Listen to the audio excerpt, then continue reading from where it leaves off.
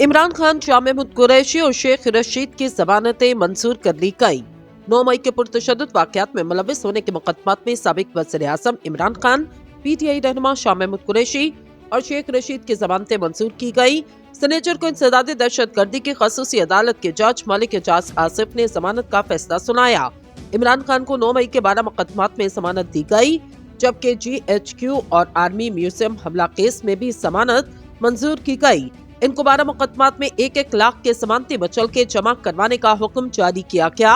इसी तरह शाह महमूद कुरैशी की भी 13 मुकदमात में जमानत मंजूर की गई। सनेचर की सुबह शेख रशीद की जमानत मंजूर की गई, जिसके बाद इनको रिहा करने का हुक्म जारी किया गया।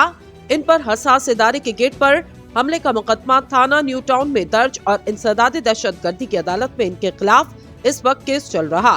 शेख रशीद को 16 जनवरी मुकदमे में जमानत खारिज होने पर गिरफ्तार किया गया। वो 9 मई के वाकयात के बाद इनके खिलाफ दर्ज होने वाले 14 केसेस में जमानतों के लिए पेश हुए, जहां इनके न्यू टाउन में दर्ज एक मुकदमे में जमानत खारिज की गई।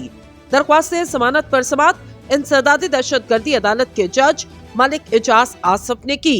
ख्याल रहे शेख रशीद ने अपनी जमात अवामी मुस्लिम लीग की जानिब से रावलपिंडी के 2 हलकों पर इंतखाबात में जेल से हिस्सा लिया, ताहम वो दोनों से जीत ना पाए। वो इंतखाबात से एक रोज कबल 7 फरवरी को अडियाला जेल के अंदर वोट कास्ट करने वाले सियासी रहनुमाओं में शामिल, जबकि बानी तहरीक इंसाफ इमरान खान ने भी इसी रोज पोस्टल बैलेट के जरिए अपना वोट कास्ट किया।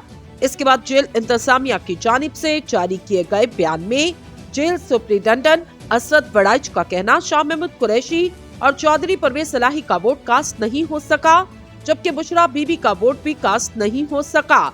जेल हुकाम के मुताबिक मजमूई तौर पर 15 कैदियों ने अपना वोट कास्ट किया, जबकि 40 कैदियों के डिस्ट्रिक्ट रिटर्निंग ऑफिसर को लिस्ट भिजवा दी गई।